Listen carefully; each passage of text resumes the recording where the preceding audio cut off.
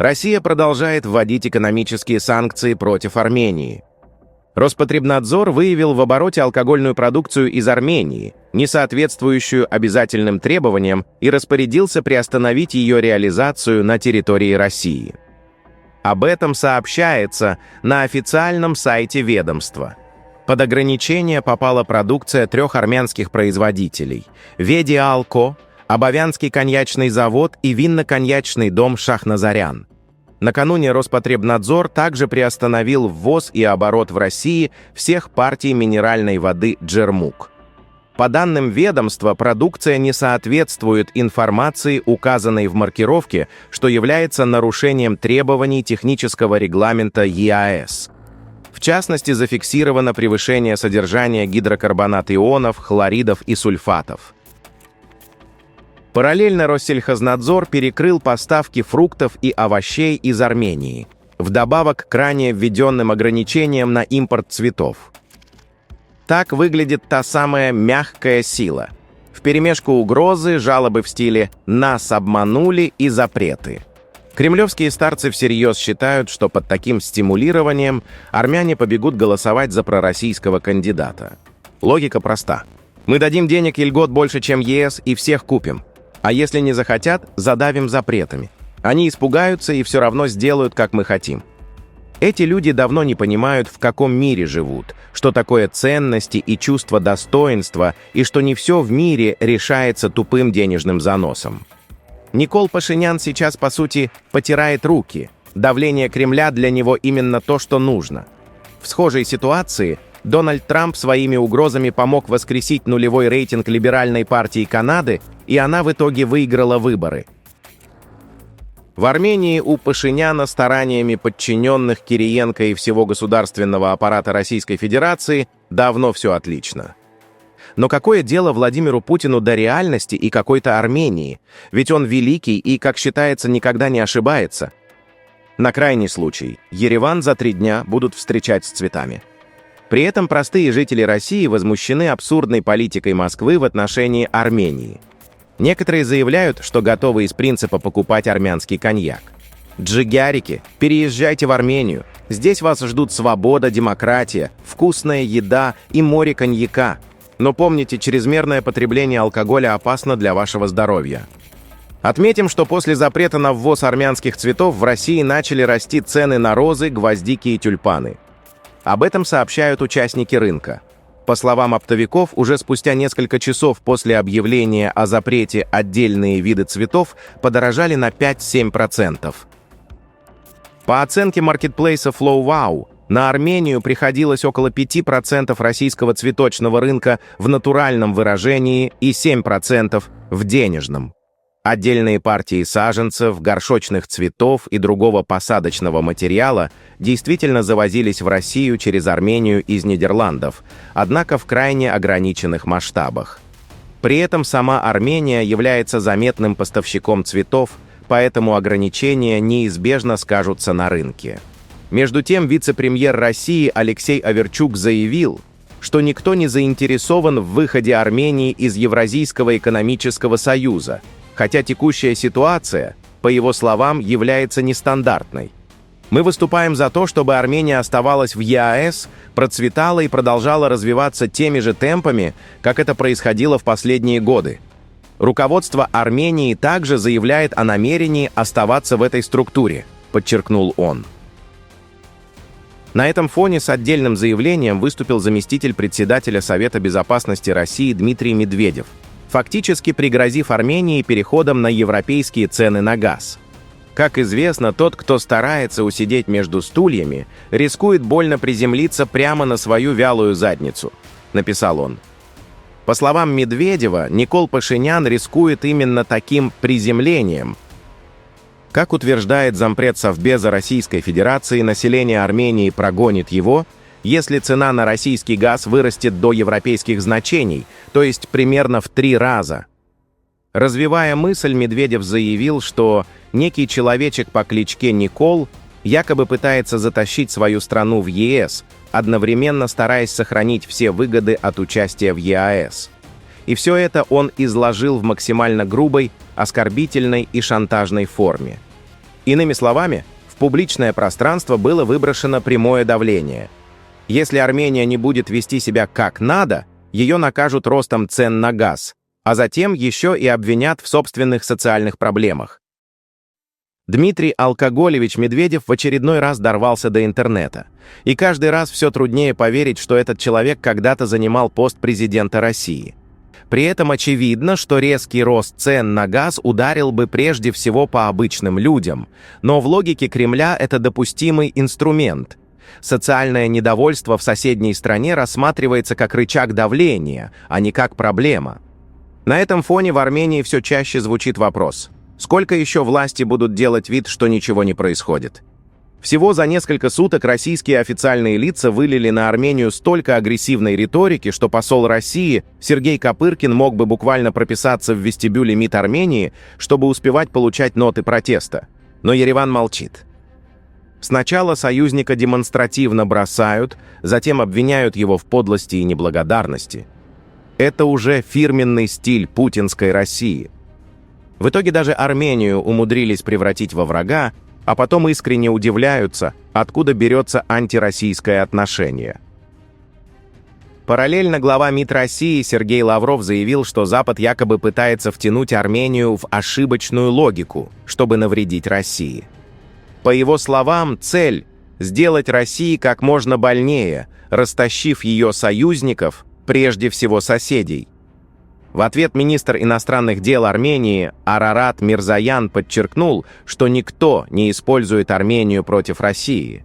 Он заявил, что отношения Еревана с любыми международными партнерами не направлены против третьих стран, а возникающие проблемы нужно обсуждать, понимать и находить решения.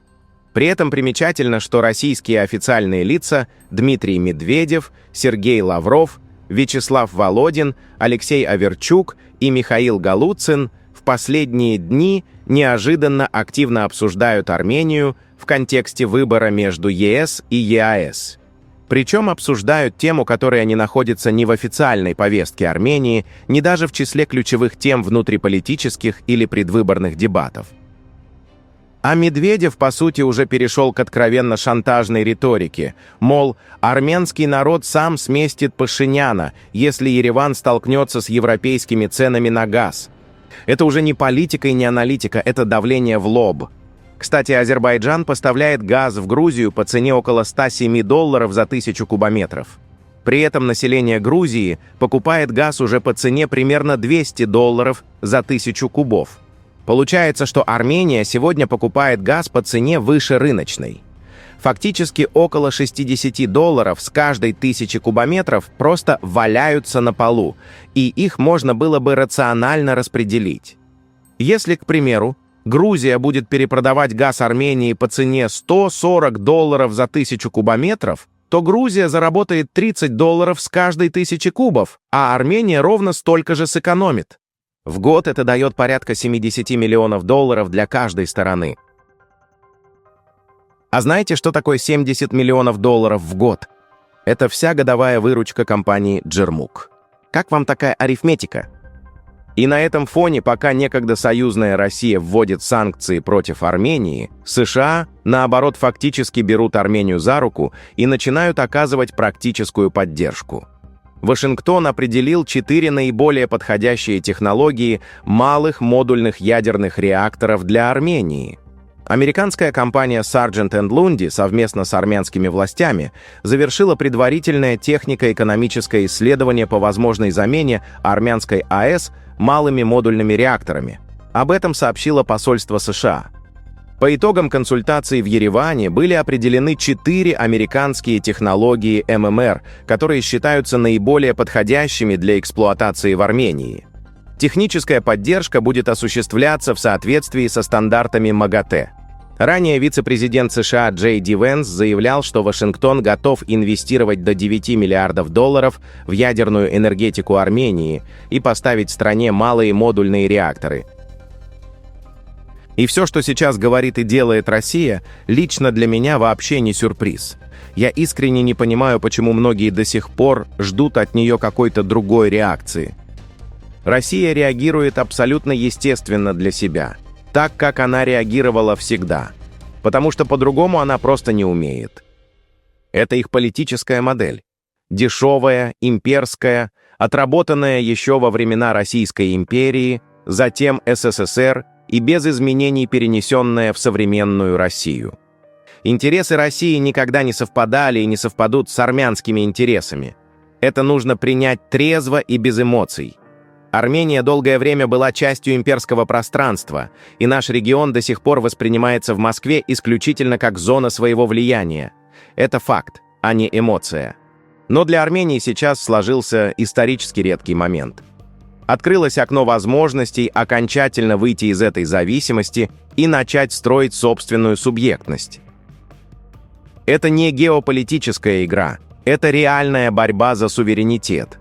И отдельно хочу отметить реакцию армянских властей на весь этот поток эмоциональных, имперских и местами истеричных заявлений из России. Армения реагирует максимально спокойно, сдержанно, по-взрослому и достаточно грамотно. Без резких слов, без лишних эмоций, с очень аккуратной формулировкой каждой позиции.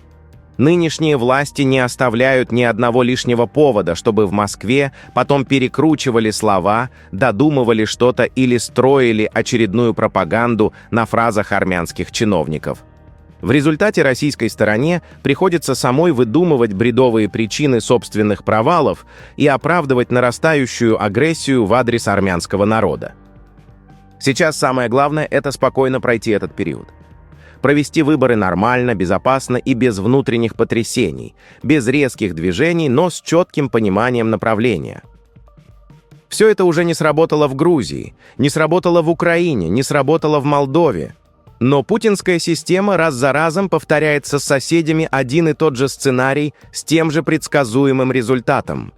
У Владимира Путина и его окружения пока еще есть шанс сохранить те остатки уважения и влияния России в Армении, которые чудом уцелели после многократных предательств последних лет. В противном случае и российская военная база, и «Газпром», и прочие российские активы и структуры пойдут тем же курсом, что и русский корабль. И это будет не прихоть, а вынужденная и ответная мера со стороны Армении.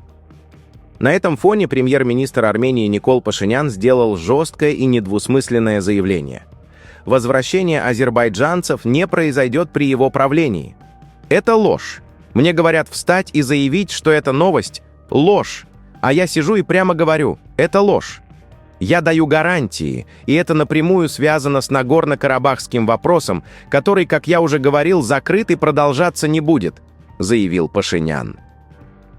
Он подчеркнул, что не будет вопроса о возвращении в Карабах, не будет вопроса о возвращении в Нахичевань, не будет темы возвращения в Баку, Сумгаит, Евлах, Кировабад, Геташен и другие населенные пункты. Да, я это гарантирую.